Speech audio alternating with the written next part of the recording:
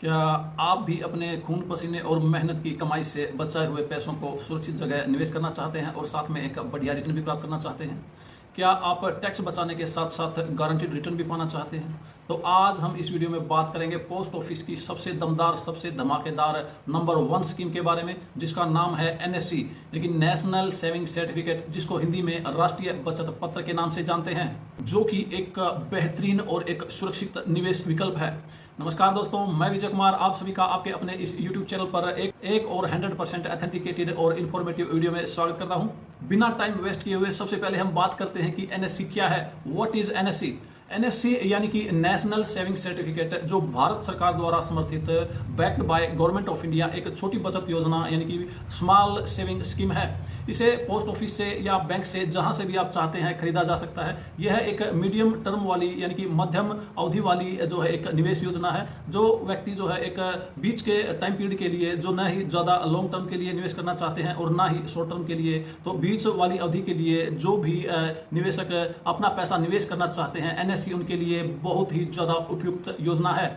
इस योजना में आपको जो है 5 साल तक अपना पैसा निवेश करना होता है, अर्थात इस स्कीम की जो लॉक इन पीरियड है, लॉक इन अवधि है, 5 साल की है। 5 साल से पहले आप किसी भी हालत में इस स्कीम से अपना पैसा नहीं निकाल सकते। यदि आपके पास निवेश करने के लिए 5 साल का समय है, तो यह स्कीम आपके लिए सबसे बेस्ट है, सबसे ज्यादा फायदा देने वाली स्कीम है। और आइए बात करते हैं कि हम एनएससी में ही क्यों निवेश करें। क्योंकि इसमें जो है सरकारी गारंटी मिलती है, भारत सरकार की गारंटी आपको यहाँ पर मिलती है। आपका पैसा, आपका जो निवेश है, एकदम सुरक्षित है, 100% सुरक्षित है। वो अब भारत सरकार जो है इसकी गारंटी देता है। इसकी जो ब्याज दर फिक्स रहती है। वैसे तो हर तिमाही जो है भारत सरकार के वित्त मंत्रालय के द्वारा पोस्ट ऑफिस की सभी स्कीमों की ब्याज दर जो है चेंज की जाती है, उनमें कुछ बदलाव किया जाता है। लेकिन यदि आप एक बार एनएससी जिस डेट को खरीद लेते हैं, उस तारीख को जो भी ब्याज दर होगी वही जो है पूरे 5 साल तक चलने वाली है, और इससे आपको एक जो है फिक्स ब्याज दर का फायदा मिल जाता है। मिलने वाला एक और फायदा, इसमें जो आपको टैक्स में छूट मिलती है। इसमें निवेश करने पर आयकर अधिनियम की धारा 80C के तहत टैक्स में छूट प्राप्त होती है। छोटे निवेश की सुविधा इसमें है। आप इस स्कीम में यानी कि एनएससी स्कीम में 1000 रुपए से निवेश शुरू कर सकते हैं, और इसमें जो है मैक्सिमम निवेश करने की कोई भी सीमा नहीं है। आप अपनी सहूलियत के हिसाब से जितना पैसा आपके पास है, जितना भी आप निवेश करना चाहते हैं, आप इस स्कीम में निवेश कर सकते हैं। आप लाख, 2 लाख, 10 लाख, 20 लाख, 50 लाख, जितना भी आप निवेश करना चाहते हैं, कोई भी लिमिट नहीं है। और आप इस स्कीम में, जैसे आपने एक खाता खुलवा दिया और आप और अधिक पैसा निवेश करना चाहते हैं, तो उसी अकाउंट में पैसा निवेश नहीं होगा। उसके लिए आप अलग से जो है खाता आपको खुलवाना होगा। और इस स्कीम में खाते खुलवाने पर भी कोई लिमिट नहीं है। आप कितने भी खाते जो है आप मल्टीपल अकाउंट्स इस स्कीम में खुलवा सकते हैं। एक और फायदा स्कीम का यह है कि इस स्कीम में आपको चक्रवृद्धि ब्याज मिलता है, यानी कि आपको ईयरली कंपाउंड इंटरेस्ट मिलता है, और ऑटोमेटिक जो है यह इंटरेस्ट आपके मूलधन में ऐड होता रहता है लगातार 5 साल तक। आप जैसे पहले साल आपका जो ब्याज मिलता है वह मूलधन में ऐड होकर अगले साल के लिए जो मिश्रधन होता है वही जो है मूलधन हो जाता है। और इस तरह से आपका ब्याज पर ब्याज कंपाउंडिंग की पावर से आपको जो है 5 साल में आपको बहुत ही ज्यादा रिटर्न देखने को मिलती है कंपेयर टू, और जो पोस्ट ऑफिस की अन्य स्कीमें हैं उनसे अगर कंपेयर करेंगे तो सबसे ज्यादा ब्याज जो है 5 साल वाली जो स्कीम है, इसी में जो है सिंगल स्कीम में ही आपको मिल जाता है। इसमें आपको जो है, अगर आप एमआईएस और आरडी का कॉम्बिनेशन करके आप पोस्ट ऑफिस की स्कीम में निवेश करते हैं, तो उन 2 स्कीमों से भी ज्यादा अकेली यह स्कीम जो है आपको ब्याज देती है, उससे अधिक आपको फायदा देती है। इसीलिए इसको जो पोस्ट ऑफिस की नंबर 1 टॉप की स्कीम कहा जाता है। अगर अब हम एनएससी के कुछ बेनिफिट्स की बात करें, तो यहाँ पर आपका जो है 100% सुरक्षित निवेश हो जाता है। शेयर मार्केट की तरह या म्यूचुअल फंड की तरह आपको यहाँ पर किसी तरह का कोई भी जोखिम, आपका पैसा डूबने का नहीं होता है। इसमें आपको लोन की सुविधा भी मिल जाती है। यदि आपने एनएससी परचेज कर लिए हैं और आपको इमरजेंसी में कुछ पैसों की जरूरत हो जाती है, तो आप एनएससी समय से पहले क्लोज नहीं करवा सकते, लेकिन सरकार ने आपको सुविधा दी है कि आप एनएससी को किसी भी बैंक में गिरवी रख करके उसके बदले में जो है आप 80-90% तक लोन ले सकते हैं। और इसके अलावा भी आप एनएससी को जो है एज ए सिक्योरिटी डिपॉजिट कहीं भी आप किसी भी अधिकारी को या किसी संस्थान को भी प्लेज कर सकते हैं, अर्थात गिरवी रख सकते हैं। किन किन को आप इसको प्लेज कर सकते हैं, गिरवी रख सकते हैं, आइए उसके बारे में बात करते हैं। आप एनएससी को जो है भारत के राष्ट्रपति को, राज्य के राज्यपाल को, आप आरबीआई बैंक को, अनुसूचित बैंक को, सहकारी समिति, सहकारी बैंकों को, किसी भी सार्वजनिक या निजी निगम को, या किसी सरकारी कंपनी को, प्राइवेट कंपनी को, किसी स्थानीय प्राधिकरण को, या हाउसिंग फाइनेंस कंपनी इत्यादि के नाम जो है आप अपने एनएससी को प्लेज कर सकते हैं, गिरवी रख सकते हैं, या इनके नाम जो है आप इसको ट्रांसफर भी करवा सकते हैं। और एनएससी यानी कि नेशनल सेविंग सर्टिफिकेट को खरीदने की प्रक्रिया, परचेज करने की प्रक्रिया तो बेहद ही सरल और आसान है। पोस्ट ऑफिस या बैंक जहां से भी आप खरीदना चाहते हैं वहां जाएं और आप इसको तुरंत खरीद सकते हैं। और यदि आपके पास नेट बैंकिंग है और आपके पास बचत बैंक खाता है और आपने नेट बैंकिंग ले रखी है, चाहे पोस्ट ऑफिस हो या बैंक हो, तो आप इनको ऑनलाइन भी परचेज कर सकते हैं और इस स्कीम में अपना पैसा निवेश कर सकते हैं। इस स्कीम में आपको नॉमिनेशन की सुविधा भी मिलती है। आप अपने परिवार के किसी भी सदस्य को जो है नॉमिनी बना सकते हैं। नॉमिनेशन बल्कि करवाना अनिवार्य है, मैंडेटरी है। हर पोस्ट ऑफिस या बैंक जहां भी आप अपना पैसा निवेश करते हैं, आपको नॉमिनेशन करवाना जो है अनिवार्य है। इस स्कीम में जितनी भी खूबियां हैं, जितने इसके फायदे हैं या जो इनके स्ट्रॉन्ग साइड है, उसी को कुछ लोग जो है कमियों के रूप में देखते हैं, ड्रॉबैक्स के रूप में देखते हैं। तो कौन कौन से जो इसके पॉइंट्स जो हैं नेगेटिव पॉइंट साबित हो सकते हैं या कुछ कमियां या ड्रॉबैक साबित हो सकते हैं। सबसे पहले तो जो है इसमें एनएससी में जो है लिक्विडिटी की कमी है। 5 साल से पहले आप इस स्कीम से किसी भी हालत में पैसा नहीं निकाल सकते, केवल विशेष परिस्थितियों को छोड़ करके।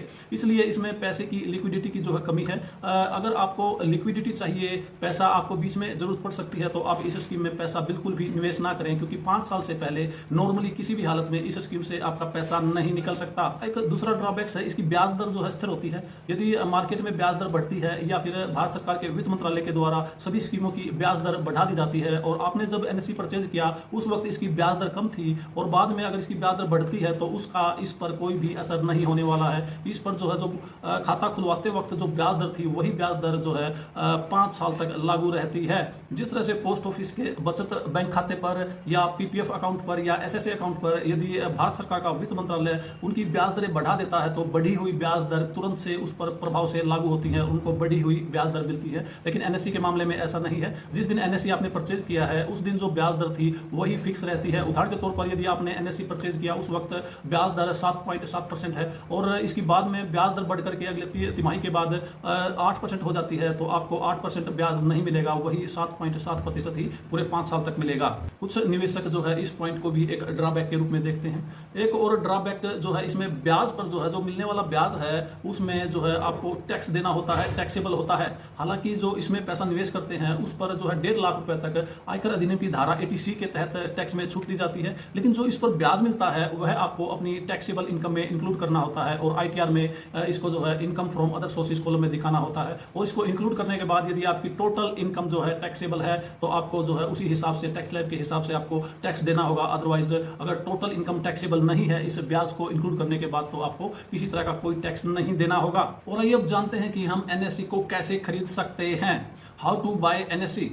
आप अपने नज़दीक पोस्ट ऑफिस या बैंक जहां से भी आप एनएससी परचेज करना चाहते हैं वहां जाएं। वहां से आप एनएससी खरीदने का जो है एक आवेदन फॉर्म जो होता है, एप्लीकेशन फॉर्म प्राप्त करें और उसके साथ जो आवश्यक दस्तावेज रिक्वायर्ड डॉक्यूमेंट होते हैं, आपका आधार कार्ड, पैन कार्ड, इसकी जो है सेल्फ अटेस्टेड फोटोकॉपी और आप एड्रेस प्रूफ के रूप में भी एक फोटोकॉपी लगा सकते हैं। उसके साथ में आप 2 पासपोर्ट साइज फोटो आपको अपने देने होंगे और फॉर्म के साथ सबमिट करके अच्छी तरह से फॉर्म भर के आप इसको सबमिट कर देंगे। और साथ में आप कैश के द्वारा, चेक के द्वारा जितनी राशि से आप जो है खाता खुलवाना चाहते हैं, एनएससी का इसमें निवेश करना चाहते हैं, साथ में देंगे तो आपका तुरंत खाता खुल जाएगा और खाता आपका एक्टिवेट हो जाएगा। वहां से आपको पासबुक मिलेगी या आप अगर इसको ऑनलाइन परचेज करते हैं तो आपको डिजिटल रूप में इसको आपको पासबुक के रूप में इसमें दिया जाएगा। 2016 से पहले आपको ये जो सर्टिफिकेट के रूप में जो है एनएससी दिए जाते थे, लेकिन 2016 के बाद यानी कि वर्तमान में आपको पासबुक या फिर मैनुअल पासबुक या डिजिटल पासबुक आपको दी जाती है। जो मैनुअल पासबुक होती है वह प्रिंटर से प्रिंट करके आपको दी जाती है। आइए अब बात करते हैं पोस्ट ऑफिस की नेशनल सेविंग सर्टिफिकेट पर मिलने वाली ब्याज दर के बारे में।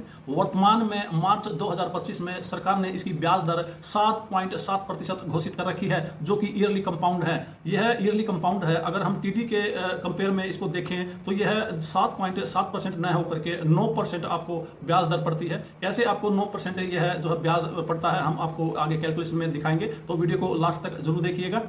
और आइए अब देखते हैं इस स्कीम की सबसे अहम बात, सबसे मुख्य, सबसे महत्वपूर्ण बात कि इस स्कीम में कितना पैसा निवेश करने पर आपको 5 साल के बाद मैच्योरिटी पर कुल कितनी राशि वापस मिलेगी। आइए चलते हैं एनएससी के कैलकुलेटर पर। तो अब देखते हैं कि पोस्ट ऑफिस की एनएससी स्कीम पर आपको किस तरह से पोस्ट ऑफिस की बाकी सभी स्कीमों में सबसे ज़्यादा ब्याज मिलता है। जैसा कि हम जानते हैं कि वर्तमान में जो है पोस्ट ऑफिस की एनएससी स्कीम पर 7.7% के हिसाब से जो है ब्याज दी जाती है, जो कि ईयरली कंपाउंड है। और इसमें जो है ब्याज की कैलकुलेशन कैसे होती है, किस तरह से कंपाउंडिंग का जो है इसमें जादू देखने को मिलता है, कंपाउंडिंग की पावर देखने को मिलती है। यदि हम उदाहरण के तौर पर 1 लाख रुपये इस स्कीम में निवेश करते हैं तो पहले साल जो है उसका ब्याज 7.7% के हिसाब से 7,700 रुपये यानी कि 77 रुपये हो जाता है। और मैच्योर साल के अंत में जो कुल जो उसका मूलधन और ब्याज मिल करके 1,07,700 रुपये हो जाता है। यह जो मूलधन होता है अगले साल के लिए यह मिश्र धन, जो मूलधन प्लस ब्याज करके जो मिश्र धन बन जाता है, यह अगले साल के लिए मूलधन का काम करता है। तो जो दूसरे साल जो है इसका मूलधन 1,07,700 रुपये हो जाता है और दूसरे साल उसमें जो है पिछले साल की तुलना में अधिक ब्याज मिलता है जो कि 8,293 रुपये है,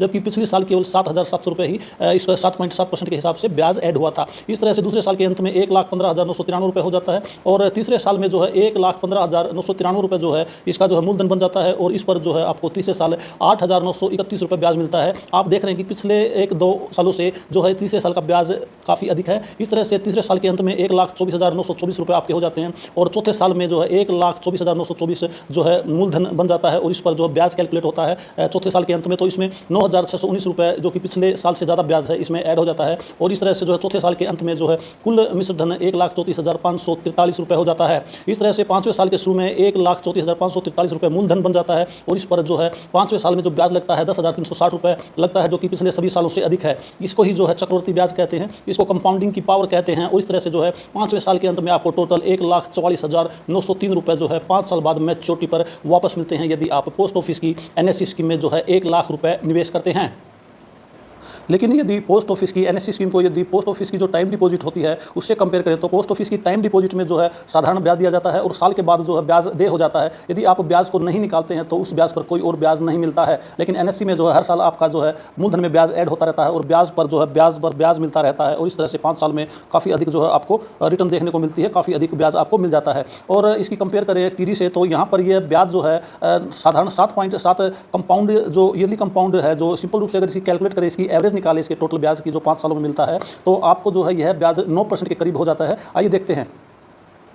यहाँ पर जैसा कि हमने देखा 1 लाख रुपये हमने निवेश किया और 5 साल में टोटल ब्याज जो है इसका 1,44,903 रुपये हो जाता है, टोटल 1,44,903। और इस तरह से 44,903 ब्याज और 5 साल में जो टोटल आपको मिलेगा 1,44,903 रुपये हो जाता है। इस तरह से इसका ब्याज जो है 5 साल में 44,903 रुपये है। यदि 44,903 रुपये को हम 5 साल का ब्याज है, 1 साल का ब्याज निकालते हैं तो हम इसको 5 से डिवाइड कर देते हैं। इस तरह से 8,980 रुपये जो है 1 साल का ब्याज हो जाता है। और इस 1 साल के ब्याज को जो 8,980 रुपये हैं इसको 1 लाख के ऊपर परसेंटेज निकालते हैं तो इसकी परसेंटेज जो निकल करके 8.98 आती है, यानी कि लगभग 9 के करीब जो है इसकी परसेंटेज निकल के आती है। लगभग 9% इसका जो है ब्याज इस पर स्कीम पर पड़ जाता है यदि हम इसको ईयरली टाइम डिपॉजिट के हिसाब से कैलकुलेट करें तो। NSC स्कीम में नेशनल सेविंग सर्टिफिकेट में 7.7% जो ब्याज दर है ये ईयरली कंपाउंड है, चक्रवर्ती ब्याज है। और अगर इसका साधारण रूप से निकालें तो हर साल 9% के आसपास हमें यानी कि 8.98 जो है यानी कि कुल मिलाकर के लगभग 9% का ब्याज हमें हर साल मिल जाता है। इस प्रकार से अगर हम देखें तो पोस्ट ऑफिस की सभी स्कीमों में सबसे ज़्यादा ब्याज इस पर दिया जाता है। इस पर जो है जो पोस्ट ऑफिस की सीनियर सिटीजन स्कीम है उस पर भी 8.2% ब्याज दिया जाता है, जबकि NSC उससे भी ज़्यादा जो है ब्याज पड़ जाता है। अगर हम ब्याज की वैसे भी कैलकुलेशन देखें जो 5 साल की जो स्कीम है पोस्ट ऑफिस में, उनमें जो है 5 साल में इस स्कीम से ज़्यादा किसी भी स्कीम में ब्याज नहीं दिया जाता है। और आइए अब देखते हैं कितनी राशि निवेश करने पर जो है 5 साल बाद आपको मैच्योरिटी पर कुल कितनी राशि वापस मिलेगी। तो दोस्तों यदि हम पोस्ट ऑफिस की NSC स्कीम में 50,000 रुपये निवेश करते हैं जो कि 5 साल के लिए होते हैं तो हमें 7.7% जो है ईयरली कंपाउंड इंटरेस्ट रेट के हिसाब से उस पर ब्याज 22,451 रुपये 70 पैसे मिलेगा और मैच्योरिटी पर कुल जो है 72,451 रुपये 70 पैसे वापस मिलेंगे। और यदि इसी रकम को हमने पोस्ट ऑफिस की 5 TD स्कीम में निवेश किया होता तो हमें कुल जो है 69,283 रुपये 92 पैसे वापस मिलते, जबकि NSC स्कीम में 72,451 रुपये हमें वापस मिल रहे हैं। और यदि इसी रकम को यानी 50,000 रुपये को हमने पोस्ट ऑफिस की मंथली इनकम स्कीम यानी कि MIS में निवेश किया होता तो हमें मैच्योरिटी पर टोटल मूलधन और ब्याज समेत जो है 68,480 रुपये वापस मिलते, जो कि 5 TD से भी कम है और NSC तो काफ़ी कम है।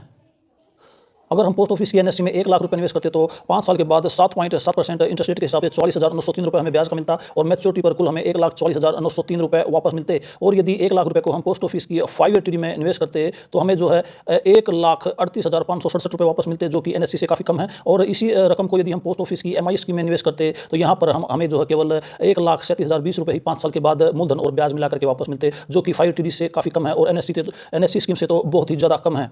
और यदि पोस्ट ऑफिस की एनएससी स्कीम में 5 साल के लिए हम 5 लाख रुपए निवेश करते तो 7.7% के हिसाब से हमें 2,24,516 रुपये 99 पैसे ब्याज के मिलते और मैच्योरिटी पर 5 साल के बाद हमें कुल 7,24,516 रुपये 99 पैसे वापस मिलते। और यदि इसी रकम को यानी कि 5 लाख को हम पोस्ट ऑफिस की 580 में निवेश करते तो हमें जो है 6,92,839 रुपये 20 पैसे मिलते, जो कि एनएससी से काफ़ी कम है। एनएससी में हमें यहाँ पर जो है 7,24,516 रुपये मिलते हैं, जबकि अगर 580 में करते तो केवल 6,92,839 रुपये ही वापस मिलते। इस तरह से हम देख पा रहे हैं कि पोस्ट ऑफिस की एनएससी स्कीम में हमें कंपाउंडिंग पावर से जो है चक्रवर्ती ब्याज होने की वजह से बहुत ही ज़्यादा रिटर्न हमें मिल रही है, बहुत ही ज़्यादा फायदे का सौदा हमारे लिए है, बहुत ही फायदे वाली स्कीम है।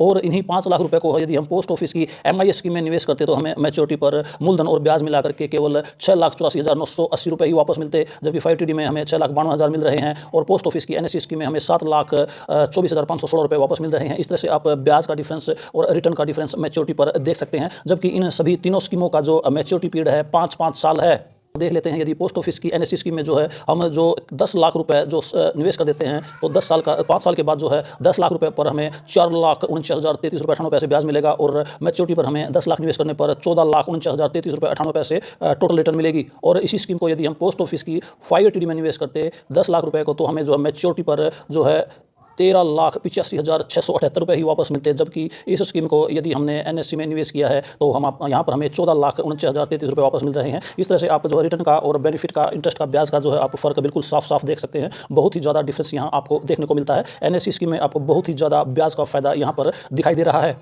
और यदि पोस्ट ऑफिस की एनएससी स्कीम में जो है हम 25 लाख रुपए निवेश करते हैं तो 25 लाख का ब्याज जो है 11,22,584 रुपये हो जाता है और मैच्योरिटी पर हमें कुल 36,22,584 रुपये 94 पैसे वापस मिलते हैं। और ये इसी 25 लाख को यदि हमने एनएससी में निवेश न करके पोस्ट ऑफिस की 5TD में ही निवेश किया होता तो हम देख रहे हैं कि 5TD में केवल हमें 34,64,196 रुपये वापस मिलते हैं, जबकि एनएससी में 36,22,584 रुपये हमें वापस मिलता है, जबकि दोनों का मैच्योरिटी पीरियड 5 साल ही है।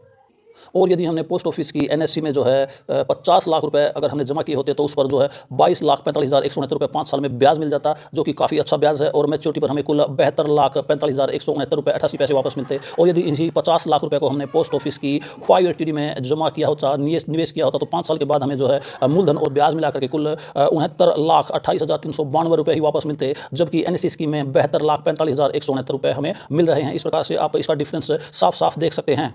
साफ साफ देख पा रहे हैं कि एनएससी स्कीम में आपको लगभग 3,17,000 के लगभग जो है ब्याज अधिक मिल रहा है।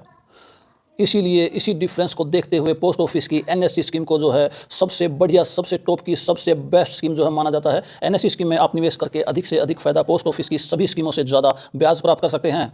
पोस्ट ऑफिस की एनएससी स्कीम जो है सीनियर सिटीजन से भी अधिक ब्याज देती है और पोस्ट ऑफिस की MIS scheme plus RD scheme का जो कॉम्बिनेशन से जो आपको रिटर्न मिलती है उससे भी ज़्यादा जो है आपको रिटर्न एनएससी स्कीम देती है। इसीलिए एनएससी स्कीम पोस्ट ऑफिस की सभी स्कीमों में टॉप की स्कीम है, सबसे ज़्यादा ब्याज देने वाली स्कीम है। दोस्तों वैसे तो पोस्ट ऑफिस की एनएससी स्कीम में निवेश करने की कोई भी सीमा नहीं है। मैक्सिमम आप इसमें कितना भी निवेश कर सकते हैं, केवल मिनिमम निवेश करने की सीमा 1,000 रुपये है। मैक्सिमम आप इसमें कितना भी चाहें उतना निवेश कर सकते हैं। यदि आप किसी और निवेश की गई रकम के बारे में जानना चाहते हैं, उस पर कितना ब्याज मिलेगा और मैच्योरिटी पर कुल कितनी रिटर्न मिलेगी, तो आप हमें कमेंट बॉक्स में कमेंट करके पूछ सकते हैं।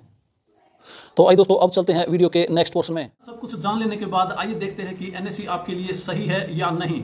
अगर आप एक सुरक्षित और टैक्स सेविंग निवेश करना चाहते हैं तो एनएससी आपके लिए एक बहुत ही बेहतरीन विकल्प है।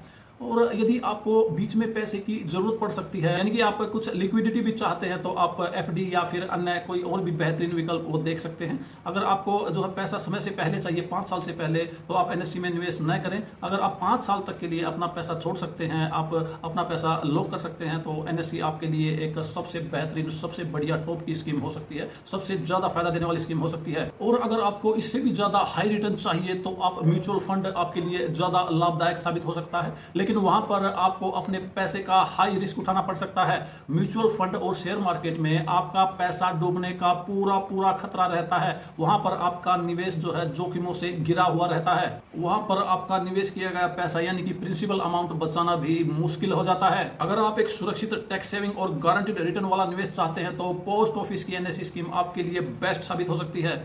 अगर आपको यह वीडियो पसंद आई हो तो वीडियो को लाइक और शेयर जरूर करें। ऐसी ही फाइनेंस और इन्वेस्टमेंट से जुड़ी जानकारी के लिए हमारे चैनल को सब्सक्राइब जरूर करें। वीडियो को अंत तक देखने के लिए आप सभी का बहुत बहुत धन्यवाद।